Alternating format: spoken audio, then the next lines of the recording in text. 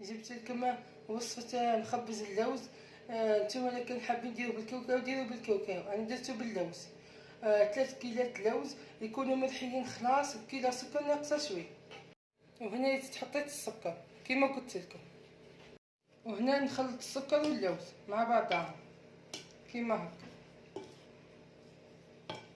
وزيد نحط لها مغرفه صغيره زبده ونخلطو.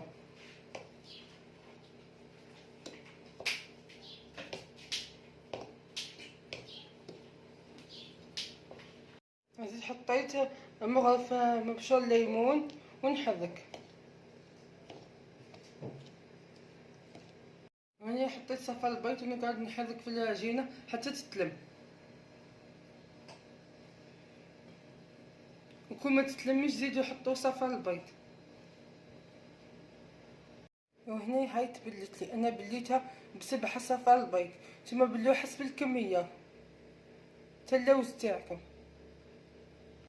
وهنا بعد ما بليتها ولات عجينه طريه، خليها تبات ليله كومبلي. اذا كان نتوما يا البنات بكمش حتبيتوها كي تبلوها الصباح اخدموها العشيه.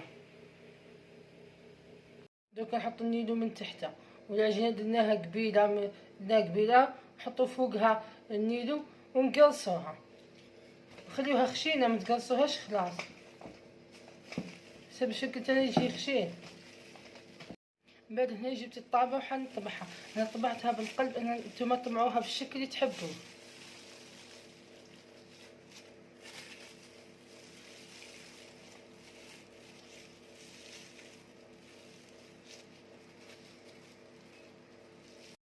دوكا هاني نحي في الحواشي تاعو كيما هكا.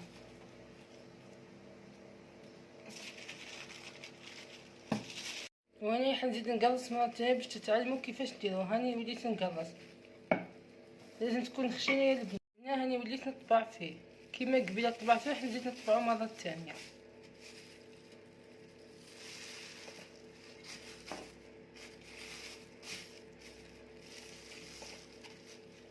دوكا نزيد نولي نحي في الجوانب تاعو كيما هكا. دوكا نحيوهم ونولي نعدلو في الجوانب تاعهم كيما هكا.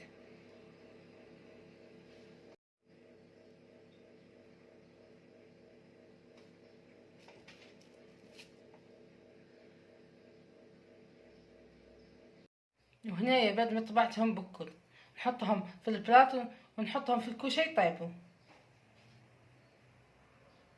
هنا جيت ندير كلاصاج تاع المخبز، درت بيضه واحده، 3 مغارف كبار ما ورد،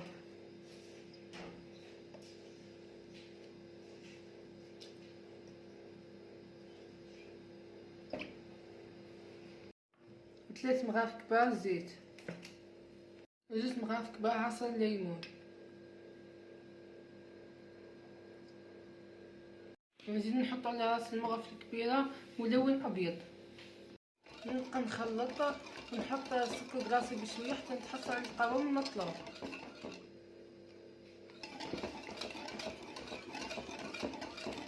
وهنايا هاني نخلط فيه، نبقاو نصبو السكر كلاصي ونخلطو.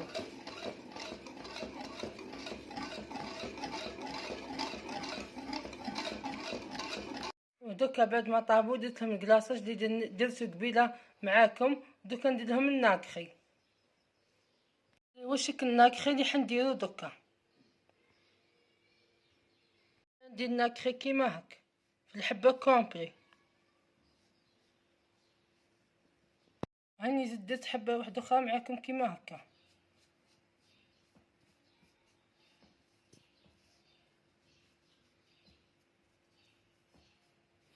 بعد ما درت لهم الناكخي الحبات بكل، دوكا ندير لهم نزينهم بالنوار هادو، تما زينوهم بالنوار اللي تحبوه بالشكل اللي تحبوه.